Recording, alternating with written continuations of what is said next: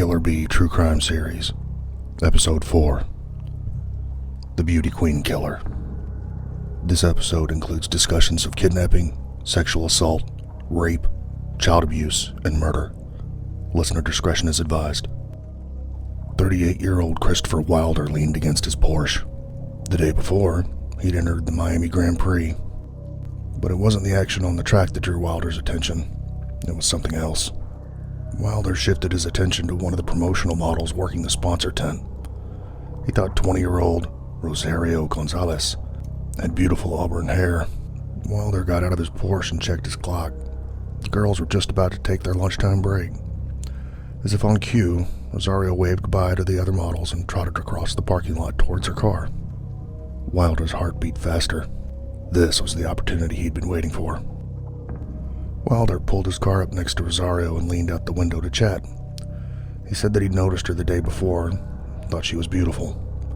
Rosario quickly flashed her engagement ring, but Wylder assured her he wasn't propositioning her for a date.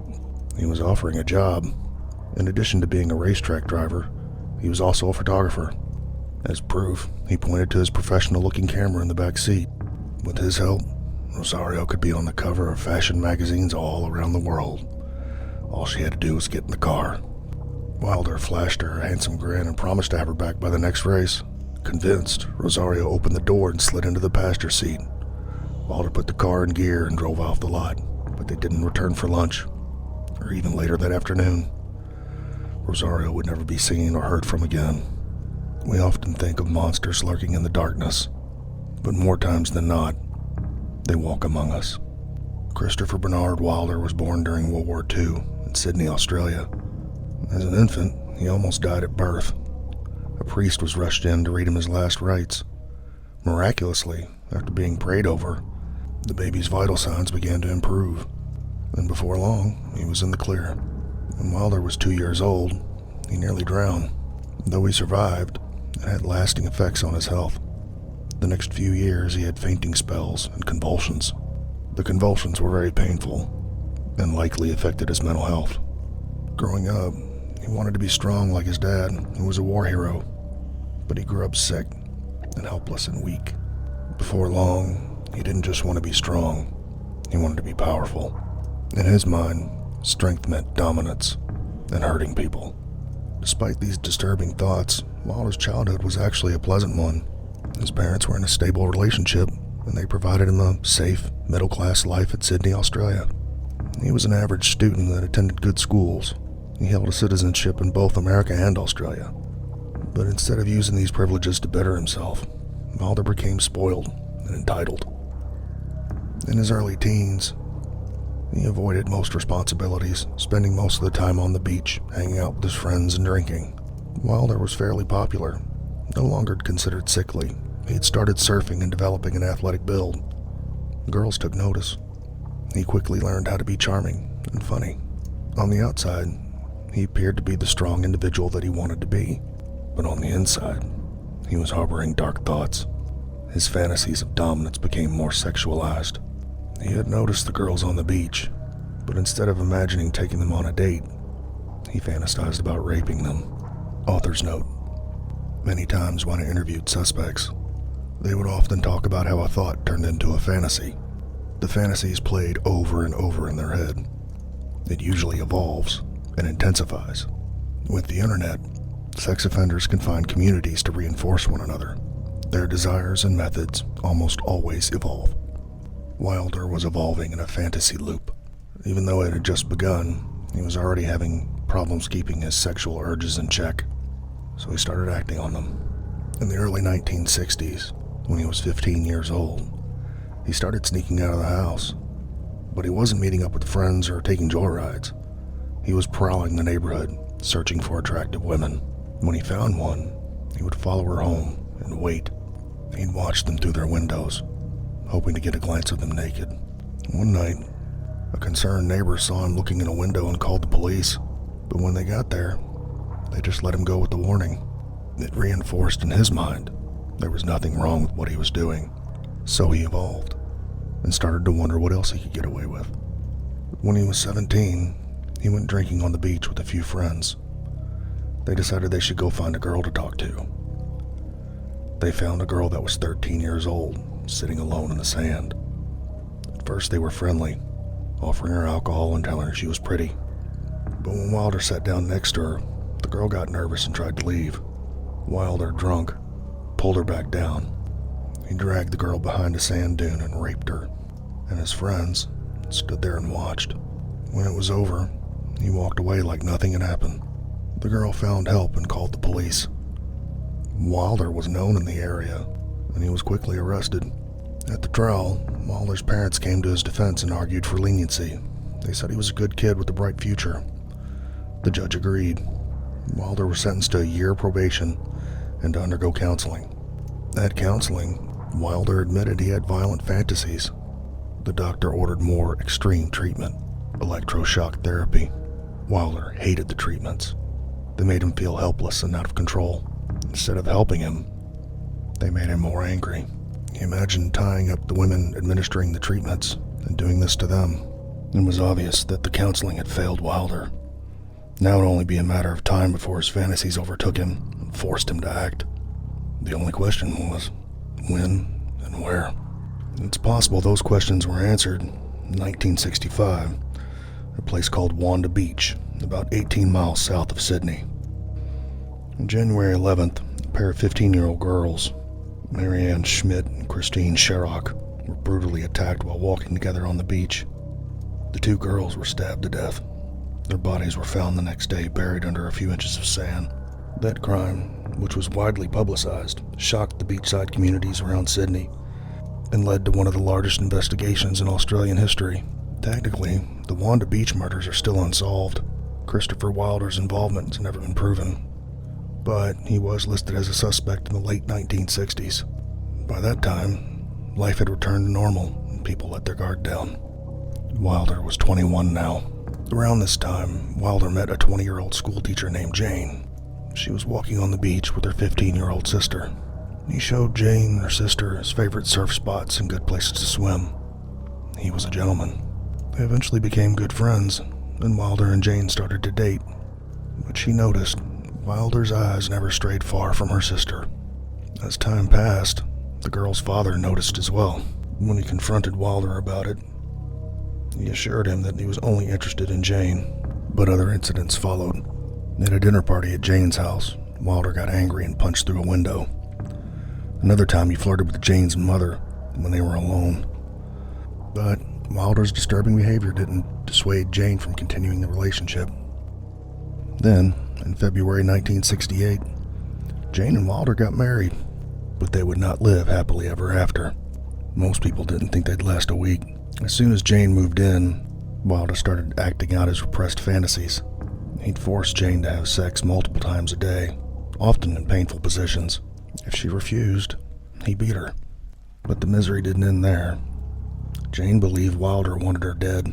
On 2 occasions, Jane lost control of her car because it had been drained of brake fluid. Another time, she woke up to the smell of gas. When she got up, she found out the stove was turned on, and Wylder was waiting outside.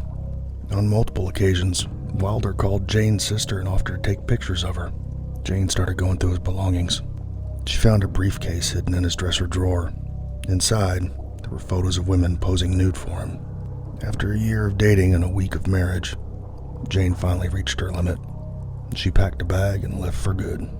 Jane didn't want to talk to her folks about her failed marriage. Instead, she told her mother, based on Wylder's violent behavior, she believed he was the one responsible for the Wanda Beach murders. The next morning, Jane and her mother called the police. The police went to Wylder's apartment and found it empty. After hearing the police wanted to talk to him about the murders, Wylder packed up and disappeared into the night. In 1969, 24-year-old Christopher Wylder was on the run. He got on a plane and flew to Fort Lauderdale, Florida. Wylder was a skilled construction worker. He found plenty of work there. At the time, Florida was going through a building boom. A few years later, he started his own contracting business. It was successful. He was able to buy a large house with an indoor pool, flashy cars, and a luxurious boat. But what Wylder couldn't buy was peace of mind. Desperate to suppress his violent urges, Wylder tried hard to distract himself. He entered his sports cars into racing tournaments, surfed, hosted dinner parties at home. He was considered a playboy, but the more Wylder tried to hide his violent side, the stronger it got. Eventually, Wylder's fantasies overwhelmed him, and against his better judgment, he got his old camera out and started taking pictures of women again. Author's note: serial killers' urges build. It's an itch they can't scratch with normal activity. They become an obsession. They go to bed and wake up thinking about them. But they move incrementally. They might imagine themselves stabbing someone, unable to shake the thought. They'll buy a knife next. They'll carry it, but not intending to use it. In the 1970s, the mall was considered a safe enough place for teenagers to hang out without their parents. That was Wylder's new hunting ground. He used his camera as a prop, saying he was a modeling agent. Wylder would lure the women away from the mall to a more scenic location. Once there, his tone changed, more demanding. He would make the women take off their clothes. Most were too scared not to. When some of the teenagers complained to police, Wylder was arrested. While he'd been arrested for sexual assault in Australia, his criminal record in the US was relatively clean. Instead of jail time or even probation, Wylder was ordered to pay a small fine for disorderly conduct. Once again, Wylder had been let off the hook. In the late 1970s, a family hired Wylder to help out with some home renovations. While he was on the job, he found out they had a teenage daughter. The 31-year-old Wylder managed to lure her into his truck. Then he forced her to perform oral sex on him. After he released her, she told her parents, who called the police. Wylder was arrested for sexual battery. It appeared the law had finally caught up with him.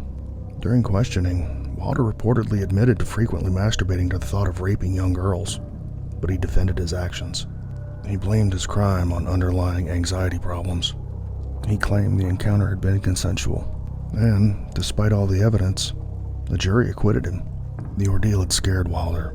He swore to himself he would never go to prison. It didn't mean he would stop attacking women. It just meant that he would perfect his methods.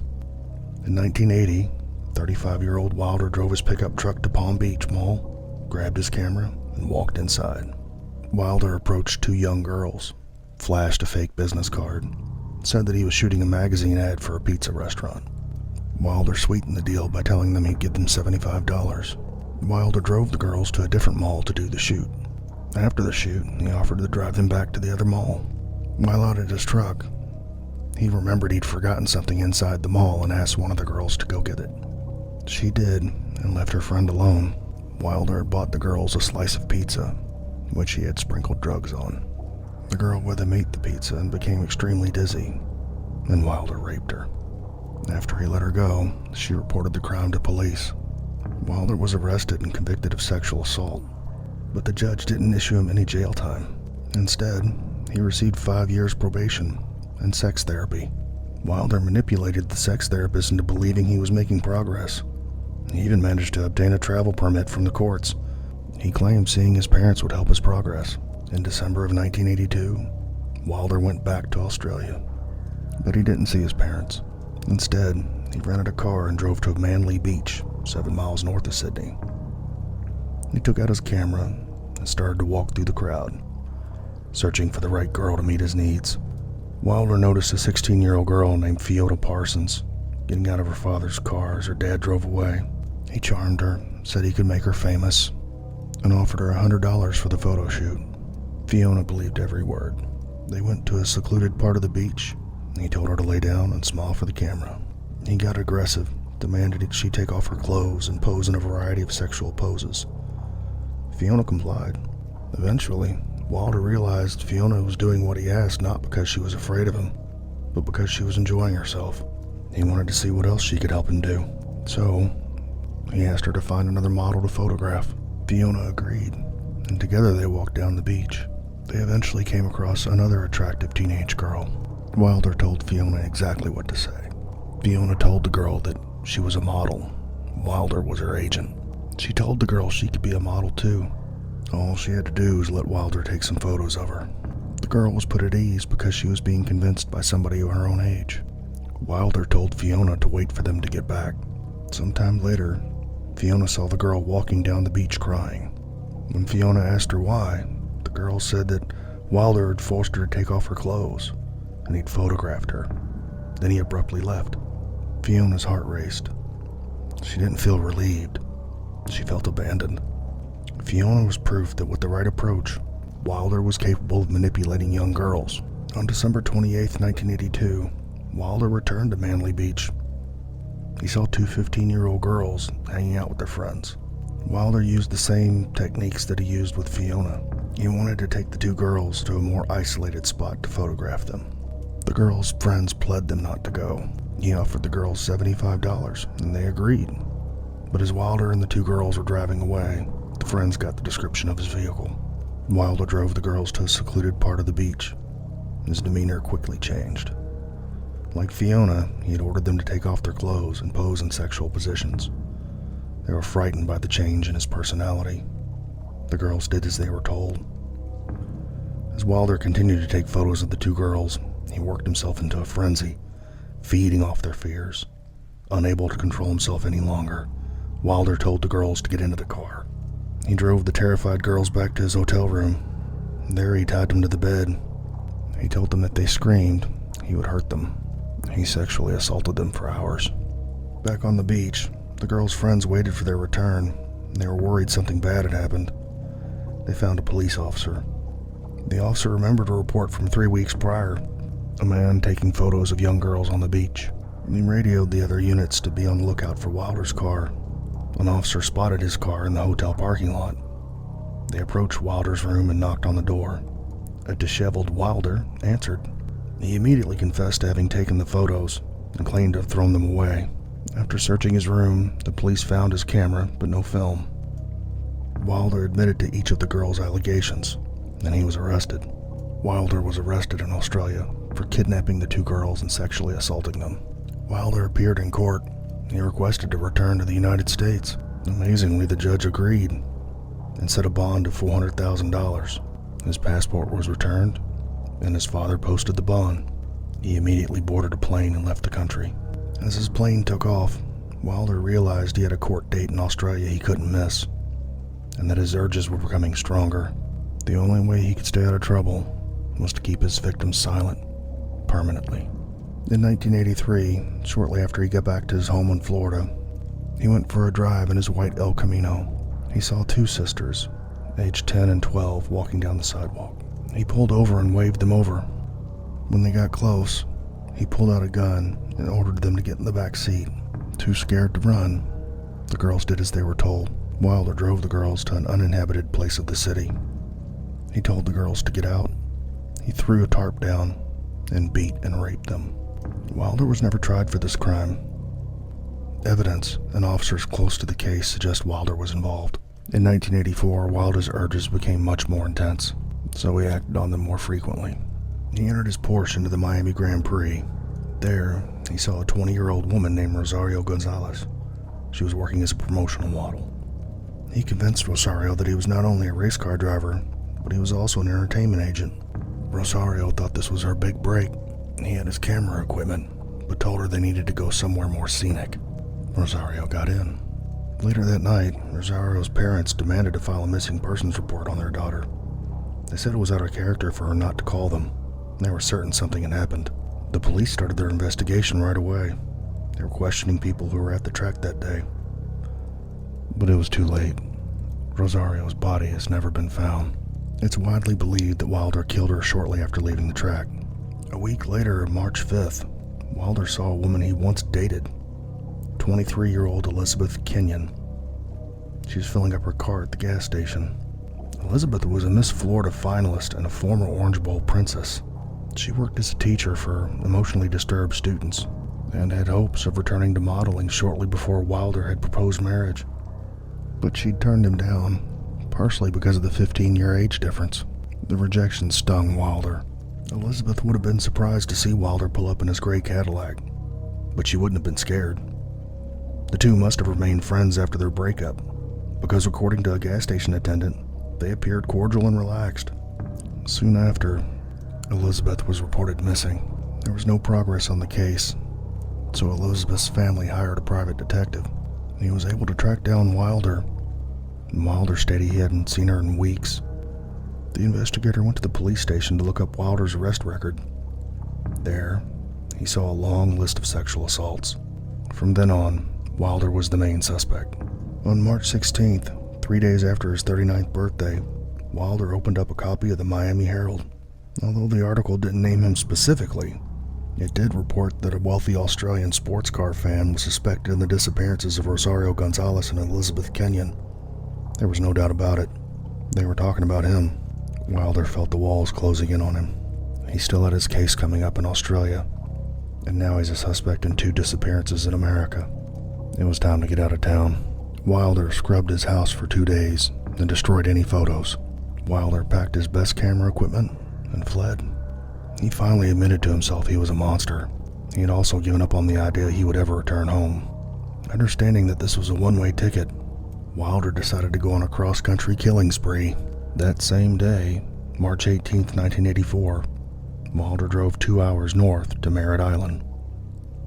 He parked his car in the back of the Merritt Square Mall. He grabbed his camera and calmly walked in to start hunting. He saw a 21-year-old girl named Teresa Ferguson. He likely lured her, like he did many times before, and offered cash. Teresa agreed to step out to Wylder's car to look at his portfolio. As they walked across the parking lot, Wylder's heart began to beat fast. He kept talking to Teresa, hoping she wouldn't notice how secluded they were. Wylder opened the trunk of his car to show her the camera equipment. When she looked, he forced her inside. Wylder drove Teresa to an empty, marshy area. He pulled over close to some tall grass. He wrapped his hands around her throat and strangled her. When he was certain she was dead, he rolled her body into the swamp. Teresa's stepfather was frantically searching the mall for her. He found her car in the parking lot, but there was no sign of Teresa. He called the police for help. Wylder was also making his own call for help to a tow truck company. Wylder's car had gotten stuck in some soft sand. The driver of the truck pulled Wylder's car back to the road. Wylder was to continue his killing spree. Thank you for listening to the Killer Bee True Crime Series. This has been Episode 4, Part 1, The Beauty Queen Killer. Thank you again, and God bless.